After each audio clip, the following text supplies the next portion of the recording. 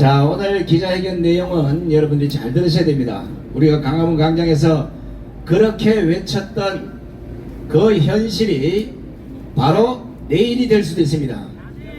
지금 북한에서 김정은이가 제10차 노동당 전원회의 뭔가 지랄병을 하고 있는데 그 내용을 지금 공개를 하고 있지 않아서 잘 모르겠지만 예상컨대 이놈의 새끼가 지금 푸틴의 말을 듣고 적당히 한 반쯤 누르자. 그러면 우파들은 다 도망간다. 요렇게 얘기를 할 것 같은데 미친놈들 같은 소리하고 자꾸 지금 전쟁 터지면 대한민국을 지키려고 여기 남아서 목숨 걸고 싸울 사람은 여기 강함은 세력밖에 없지 않습니까? 그걸 직시하시고 오늘 기자회견 내용을 잘 들어보시기 바랍니다. 2024년 6월 29일 전국 안보 시민단체 총연합 기자회견을 시작하겠습니다. 오늘 기자회견 제목은 민주당의 안보 침해 심각으로 정했습니다. 우리가 안보 불감증 얘기를 많이 들어봤지만 안보 불감증은 안보에 좀 무지하다는 건데 지금 현재 저 좌파나 민주당의 상태는 불감증을 넘어서서 거의 침해 수준이에요. 동서남북을 망라하는 군사행동이 동시다발로 진행되면서 한반도를 둘러싼 긴장감이 고조되고 있습니다. 중국과 러시아는 동해에서 정찰 군사훈련으로 무역 시위를 벌이고 있고 북한은 노동당 중앙위원회 전원회의를 열어서 북러 정상회담 후속 조치를 내놓을 전망입니다. 앞서 북한은 그동안 9.19 군사합의를 위반하면서 도발을 지속해오다 지난 11월 정찰위성 발사에 항의해 우리 정부가 효력 일부를 정지하자 전면 파기를 선언한 바 있습니다. 그러다 북한은 26일 탄도미사일 발사에 실패한 데 이어서 계속해서 오물풍선을 살포하고 있습니다. 북한의 오물풍선 살포 행태를 자세히 보면 국내 탈북민단체 대북전단 배포를 이유로 쓰레기, 담배, 꽁초 등을 넣어서 항의성으로 보내는 것으로 보입니다. 그런데 그 시점을 자세히 보면 러시아와 군사동맹에 가까운 포괄적 전략 동반자 관계에 관한 조약을 체결한 이후인 지난 24일부터 연속으로 오물풍선을 살포하고 있다는 점에서 북러 정상회담 후속 조치가 예사롭지 않다는 것입니다. 왜냐하면 북한 김정은과 러시아 푸틴이 지난 19일 군사 동맹에 준하는 조약을 체결한 바 있는데 바로 이 조약 제4조에는 어느 일방이 무력 침공을 받아 전쟁 상태에 처하는 경우 타방은 이를 지체 없이 모든 수단으로 군사적 원조를 제공한다는 내용이 담겨있기 때문입니다. 이게 뭐겠습니까? 사실상 북한과 러시아의 군사동맹이 아니겠습니까? 뿐만 아닙니다. 북한은 지난 20일 낮 11시쯤 군사 붕괴선도 침범했습니다. 북한군의 휴전선 침범은 이번 달에만 무려 3차례 자행됐습니다. 북한군은 휴전선 일대에서 지뢰 매설 등의 작업을 실시하고 있는 것으로 알려져 있지만 이것 또한 우습게 볼 일은 아니라고 봅니다. 확대 해석은 당연히 자제해야 되겠지만 그동안에 북한이 해왔던 선례에 비춰보면 북한은 단순 오물풍선이나 미사일 발사뿐만 아니라 서북 도서 일대 국지도발 같은 고강도 공격을 할 가능성도 배제할 수 없다는 것입니다. 하지만 대한민국 국회는 내 알 바 없다는 식인지 아예 관심조차도 없습니다.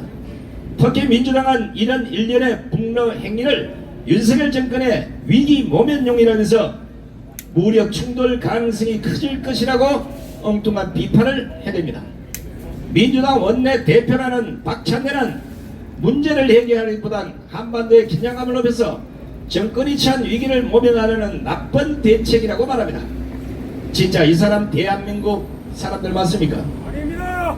윤석열 정권이 문재인 정권처럼 북한에 질질 끌려가는 남북관계를 청산하니까 겁이 나서 그러는 모양인데 박찬대는 이런 말 하면 안됩니다.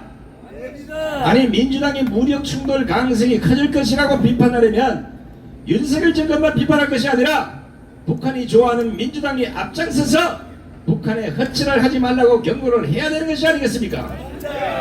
한반도의 긴장감을 높이는 것도 북한, 무력 충돌 가능성을 키우는 것도 북한, 9.19 군사합의를 지키지 않은 것도 북한, 북한은 미사일을 쏘아대는 것도 북한인데 민주당은 북한에는 직소리 못하면서 허구한 날 윤석열 정권만 비판하는 게 옳다고 보십니까?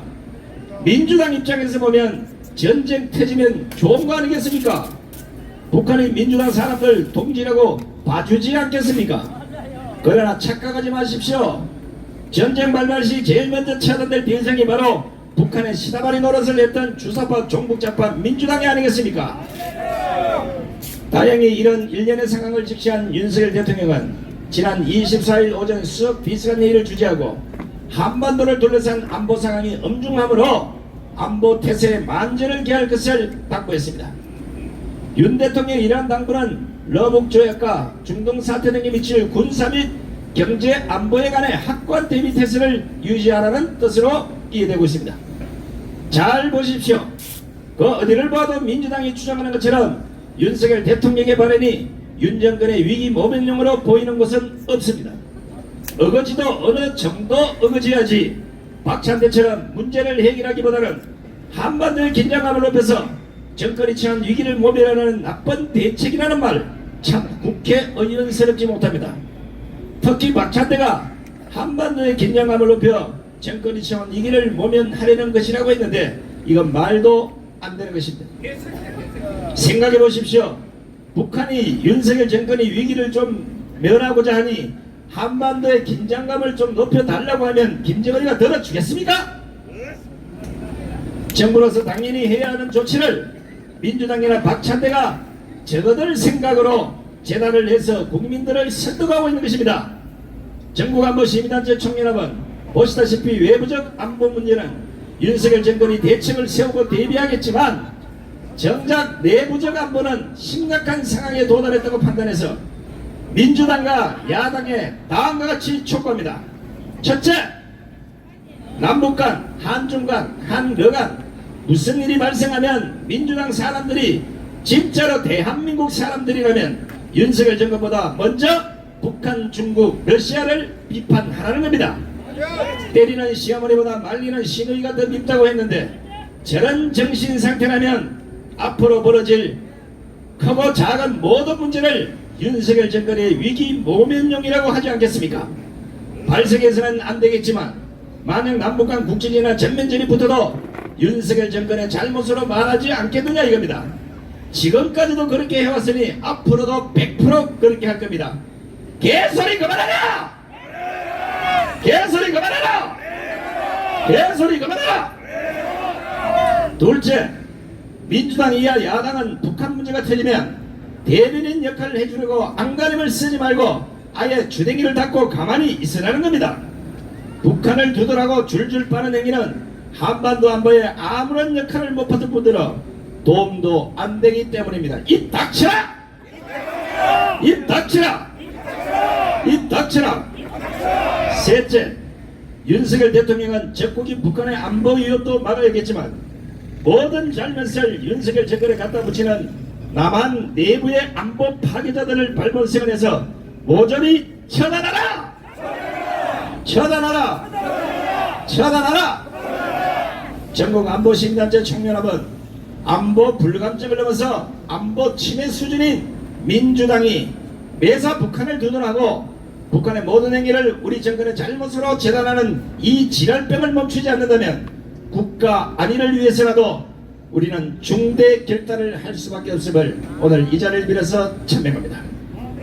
2024년 6월 29일 전국 안보 시민단체 총연합. 자, 이어서 하나 더 여러분들의 속을 좀 시원하게 하기 위해서 하나를 좀 더 들려드릴 겁니다. 오늘 또 참석하신 분들을 위해서 부정선거 관련 선관위 해명을 촉구하는 것을 하나 낭독해 드리겠습니다. 제목은 선관위와 대법원은 지금 우리가 묻고 있는 부정선거 식량에 대해서 밝히라는 겁니다. 답변을 내보라는 거예요. 지금 전국에서 1000만 명이 넘는 국민들이 매일같이 4.20 총선 부정 조작 선거를 규탄하고 있습니다. 너무 황당한 증거, 너무 뻔뻔한 조작, 아나무인 부정 사례가 매일같이 쏟아져 나오고 있습니다. 급기야 세계적인 전산 전문가인 장지현 박사까지 나섰습니다. 용서할 수 없다면서 선관위원장을 비롯한 전산 담당자들까지 7명을 고발했습니다. 하지만 그들은 경찰 조사가 임박했음에도 가타부타 말이 없습니다. 장지현 박사의 공개 실명 고발이니까 명예훼손이나 부부죄로 고발을 하라고 해도 묵묵부답입니다. 대응이 없으니까 장재현 박사의 전산 조작이 맞다는 것이 아니겠습니까? 이제는 더 이상 국민의 눈을 속일 수가 없습니다. 4.15 부정선거 관련 선관위의 황당한 변명을 대법관들이 방망이로 편들어 주었지만 이번에는 천만 국민이 하나로 똘똘 뭉쳤기에 황당한 판결도 부정선거의 공범으로 처벌받게 될 것입니다. 따라서 중앙선관위와 대법원에 다음과 같은 질문을 하니 확실한 답을 해보시기 바랍니다. 1차로 쉽게 답변할 수 있는 10가지 항목을 질문합니다. 만약 하나라도 명확한 증거에 의한 답변을 못한다면 부정 조작 선거를 선관위나 대법원이 인정하는 것으로 믿고 질문을 하겠습니다. 첫째, 공직선거법 225조에 명시된 후보자가 재검표를 요청하면 법원은 6개월 이내 판결을 해야 된다고 분명히 명시되어 있습니다. 그런데 4.15 총선 관련 대법관들은 이 법을 지키지 않았습니다. 어떤 법을 근거로 1, 2년 넘게 판결하지 않은 것인지 이번 4.10 총선 또한 똑같은 행위가 예상되기 때문에 질문하는 것만큼 그 법조항을 밝히라는 겁니다. 두 번째입니다. 공직선거법 225조를 위반한 대법관들은 모든 부정 사례들을 재판도 해명도 없이 기각해버렸습니다. 이 역시 무슨 근거로 기각한 것이 밝혀주시고 기각 사유라도 알아야 할 권리가 국민에게 있기 때문에 이 또한 확실히 밝혀주시기 바랍니다. 세 번째, 투표함 곳곳에서 빳빳한 투표지 일명 신건당할 투표들이 대거 쏟아져 나왔습니다. 당황한 선관위가 그것을 보고 원형 복원용지라고 했습니다. 전세계 어디에도 원형 복원용지는 없는 것으로 확인이 됐습니다. 그렇다면 선관위는 원형 복원용지를 어디서 갖고 왔는지 그 출처를 밝히라는 겁니다. 네 번째, 지난해 국정원 보안감사에서 선관위의 전산망 중에 선거란이 어떤 상태였는지 선관위 스스로 밝히시기 바랍니다. 이거는 국가기밀사항이라 밝히면 나라가 개판이 될 것 같아서 우리 이번은 못 밝히고 만약에 양심선언 안 하면 저하고 김수열 대표가 감옥 갈 생각하고 공개적으로 밝혀버리겠습니다.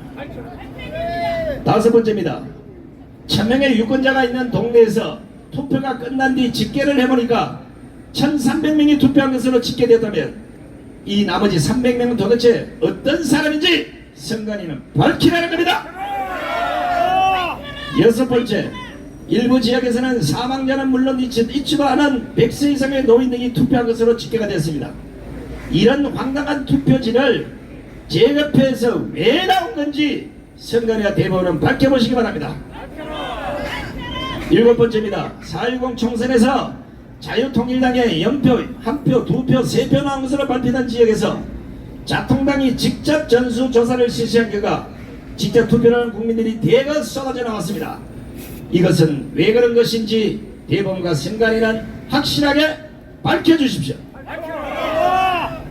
여덟 번째, 수학과 통계를 말하기 전에 민주당이 지역구에서는 대부분 패했음에도 불구하고 사전선거에서 다 이겼습니다. 수학, 전산, 통계 전문가들은 있을 수 없는 것이라고 주장합니다. 선관위는 책에도 없는 이런 일이 21대, 22대 총선에서 연속으로 나온 이유를 전문가들은 물론 국민들도 알아듣게 밝혀보라는 겁니다. 아홉 번째입니다. 매번 선거 때마다 부정선거 논란에 휘말리는 선관위가 사전투표를 없애고 당일 투표, 당일 개표를 못하는 그 이유를 밝히라는 겁니다. 열 번째입니다. 중앙선관위원장을 비롯해서 지역선관위원장이 모두 법관들이다 보니까 가저는 개편이라 부정선거 관련 황당한 판결을 하고 있는데 선관위가 헌법기관이 아닌 행안부 산하로 가야 한다는 국민 원성이 높은데 대법원과 선관위는 어떻게 생각하는지 밝히라는 겁니다. 이 10가지 질문은 시간이 오래 걸린 문제들이 아닙니다. 선관위는 본원 적시 답하지 않으면 이번에는 천만 국민들이 목숨을 던져서라도 반드시 진실을 밝게 될 것이고 순국 결사대가 가만두지 않을 겁니다. 지금 여러분들에게 들려드린 이 10개 항을 선관위나 대법원이 장난이나 농담으로 듣다가는 반드시 큰 코가 닥칠 것임을 경고해둡니다. 2020년 6월 29일 전국안보 시민단체 총연 일동 차렷 애국 국민들께 여러분 경례 바로 우양무 앞으로